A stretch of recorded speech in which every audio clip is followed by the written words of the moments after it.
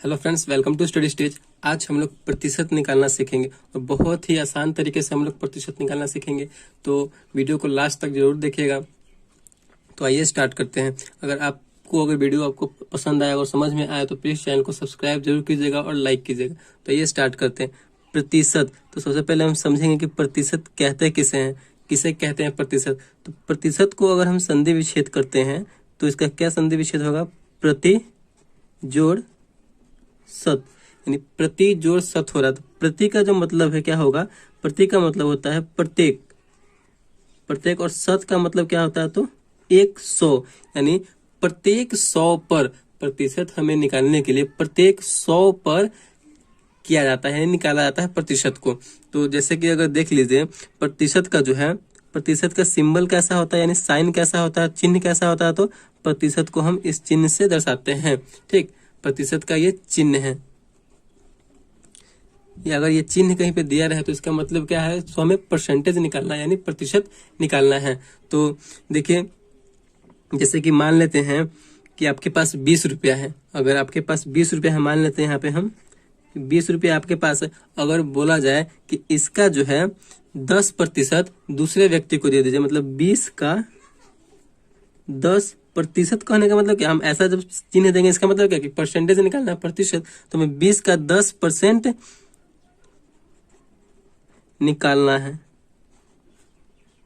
मतलब 20 का हमें 10% किसी को दे देना है। तो 10% जो है अपने आप में एक संख्या नहीं है, वो जो संख्या दिया हुआ है, जो जिसका निकालना है, जिस रुपया का हमें निकालना है, उसका 10% यानी 10वां भाग, 20 रुपये का हमें 10वां भाग किसी को देना है। तो कैसे निकालेंगे परसेंटेज? जैसे 20 का हमें 10% निकालना होगा तो कैसे करेंगे?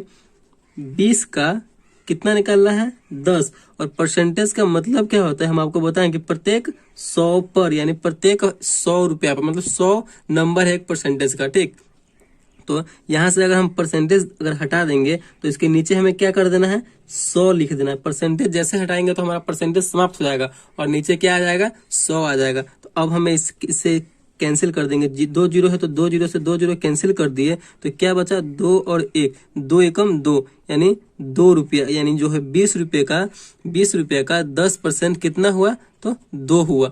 यही हमारा परसेंटेज का, उसको हम अगर अगले आदमी को देना होगा तो 2 रुपया हम देंगे। ठीक, इसी प्रकार आप परसेंटेज निकाल सकते हैं। चलिए और आगे देखते हैं।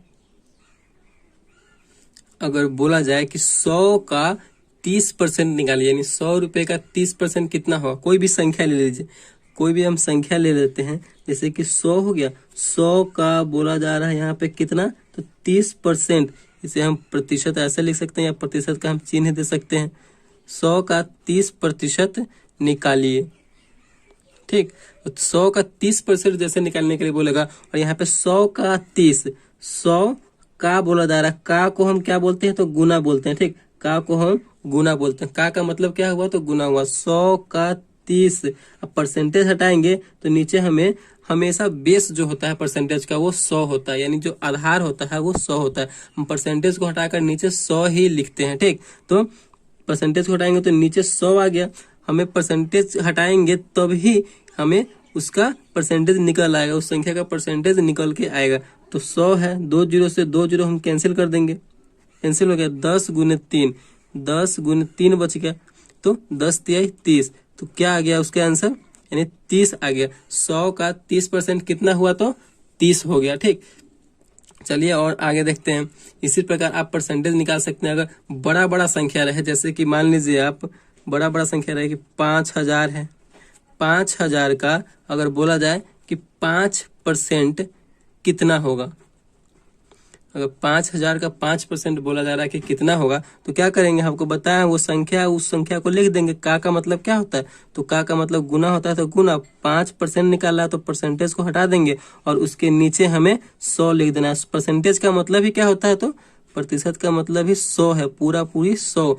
तो 2 जीरो से 2 जीरो हम कैंसिल करने वाला होता है, कैंसिल कर देंगे। 50 गुने 5, 50 गुने 5 तो 50, 25, 250। यही हमारा आंसर हो गया। यानी 5000 का 5% कितना हुआ? तो 250 हो गया। तो इस प्रकार आप परसेंटेज को बहुत ही आसान तरीके से निकाल सकते हैं।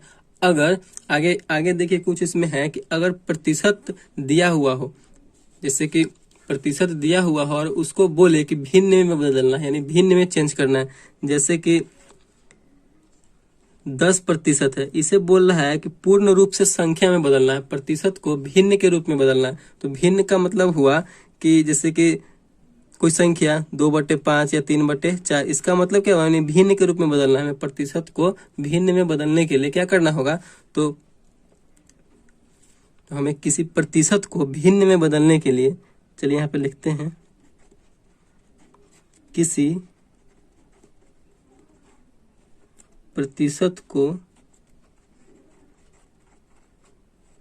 भिन्न में बदलने के लिए हमें 100 से भाग देना होगा।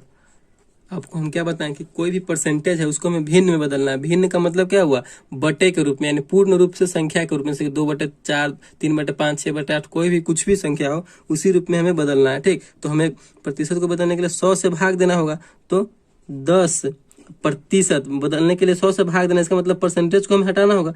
परसेंटेज को जैसे ही हटाएंगे नीचे क्या आ जाएगा, 100 से भाग देना है। तो 1 0 से 1 0 कैंसिल हो गया, आप बटे में 100 लिख दिए तो कितना बचा, 1/10। यही हमारा भिन्न में बदल गया, यानी 10% जो है, 10% कितना भिन्न हुआ, तो 1/10 भिन्न में हो गया। ठीक, कोई एक और ले लीजिए संख्या, जैसे कि हम ले लेते हैं, आप ले लीजिए 25%, इसको जो है हमें भिन्न में बदलना है, भिन्न में बदले। बोला जा रहा है कि 25% को भिन्न में बदलिए। तो भिन्न में बदलने के लिए क्या बताया है कि 25 जो संख्या दिया हुआ है उसी संख्या के नीचे हमें क्या लिख देना है, तो 100 से भाग देना है। जो संख्या दिया हुआ रहेगा, जो परसेंटेज दिया हुआ रहेगा, उसके हमें नीचे 100 लिख देंगे तो 100 से भाग देना होगा। तो कटने वाला तो काट देंगे, 25 से कम 25, 25 चौका 100, 1/4। यही हमारा भिन्न में बदल गया, यही हमारा आंसर हो गया। ठीक, ये तो था आपको परसेंटेज से भिन्न में बदलना। ठीक, अगर कोई संख्या दिया हुआ है, यानी भिन्न दिया हुआ है, और उसको बोला जाए कि आपको इसे क्या चीज में बदलना है, तो प्रतिशत में बदलना है, तो कैसे बदलेंगे, तो चलिए देखते हैं उसको भी। यहाँ पे आप देख सकते हैं कि बोला जा रहा है कि भिन्न को प्रतिशत में बदलना है।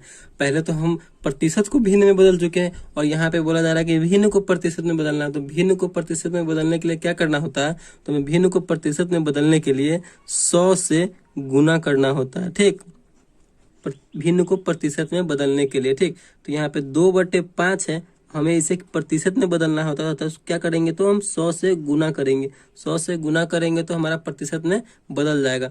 तो गुना कर दिया, अब कटने वाला तो काट देंगे, तो 20 पंचे 100, 5 से 100 कितने मतलब कटेगा, तो 20 बार में, तो 20 दूना 40, तो हमारा कितना हो गया, 40% हो गया। यानी 2/5 जो है, उस 2/5 जो संख्या है वो कितना परसेंट है, तो 40% है। जैसे कि और एक देख लीजिए, 3/4 को